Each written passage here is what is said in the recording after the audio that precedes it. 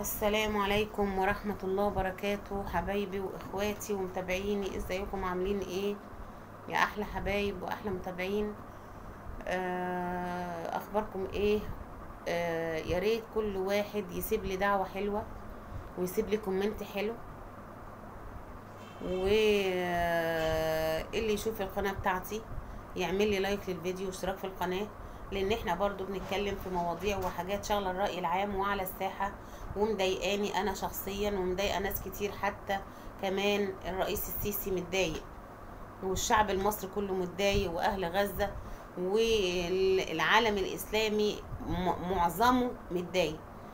طبعا يا جماعة الموضوع اللي انا جايه اكلمكم فيه النهارده وهو حديث السوشيال ميديا وناس كتير شافت فيديوهات ليه وعليه، اللي هي زيارة ترامب لدول الخليج.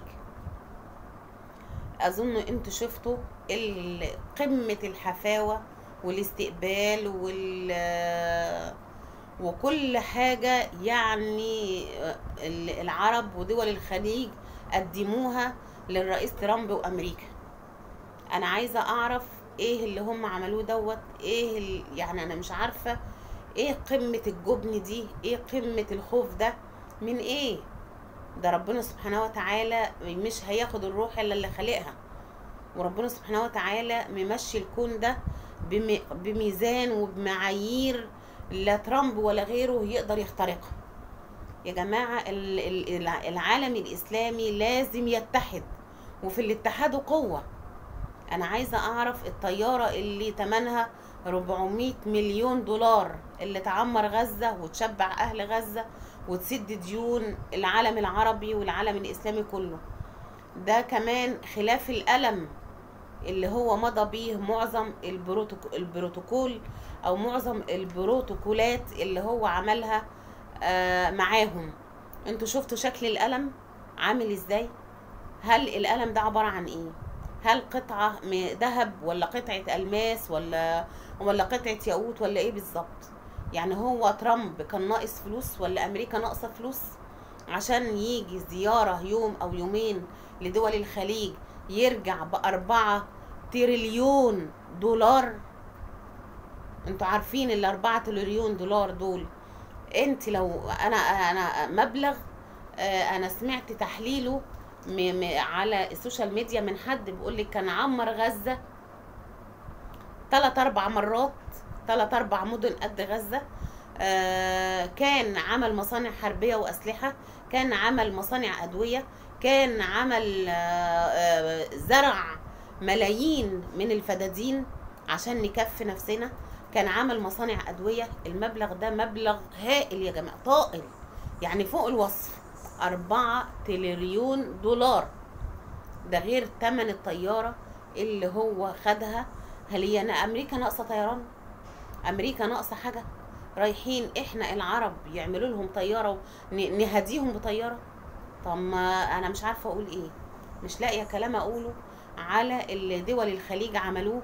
وعايزة اقول كمان انتوا طلبتوا منه الحماية من مين؟ من نفسكم، من اهلكم، من ناسكم. عرب في قلب عرب طلبوا من امريكا انها تحميهم من العرب اللي جنبهم. هتحميكم من مين؟ قطر هتحميكي من مين؟ من دولة الكويت اللي جنبك؟ من السعودية اللي جنبك؟ من مين؟ انا مش عارفة. دبي او هي دولة عمان هيحموها من مين؟ تحموا نفسكم من نفسكم. رحتوا دفعتوا الجزية للرئيس ترامب وامريكا عشان تيجي تحاربنا بفلوسنا، تيجي تقتل ولادنا بفلوسنا.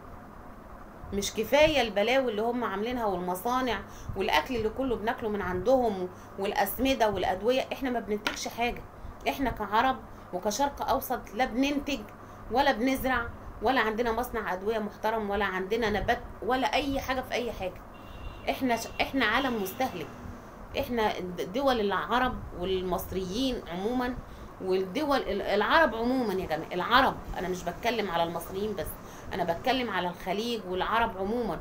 كل واحد بيتكلم اللغة العربية هو ما بينتجش، هو بني ادم مستهلك.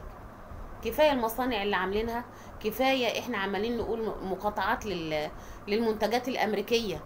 واحنا رايحين نديهم فلوسنا علشان خاطر يروحوا يقتلوا بها الفلسطينيين، نديها لهم كده على طبق من فضة ولا طبق من ذهب عشان هم يجيبوا بها أسلحة يدوها لإسرائيل يموتوا بها الفلسطينيين؟ القدس القبلة الأولى يا جماعة، القبلة الأولى، يموتوا أهلنا هناك. طب فيه مننا اللي ضعيف، اللي مش عارف يجاهد ولا عارف يتبرع مثلا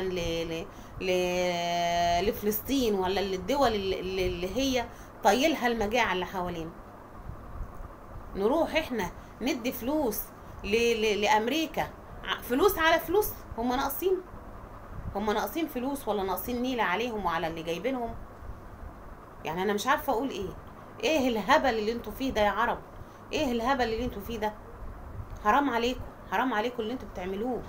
بصوا لنفسكم شويه، بصوا لنفسكم، سوري في اللفظ، عاملين زي الخرفان وانتم موطيين على الارض. ساجدين لمين؟ لترامب؟ ترامب ده بقى هو ربكم الاعلى؟ هو في ايه؟ هو فرعون؟ ترامب ده بقى فرعون دلوقتي واحنا بنقول هو ربكم الاعلى؟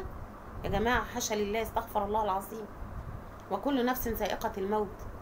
يعني محدش هيحمينا الا نفسنا. لازم يبقى عندنا مصانع اسلحه، لازم يبقى عندنا مصانع ادويه، لازم نكتفي اكتفاء ذاتي من كل حاجه عن امريكا وعن الغرب وعن اي حد بره. لازم نتحد، العرب دي كلها لازم يتحدوا، لازم يكون في قوه.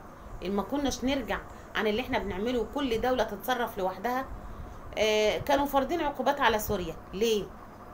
ويا فرحتي شال العقوبات من على سوريا. شال ايه من على سوريا؟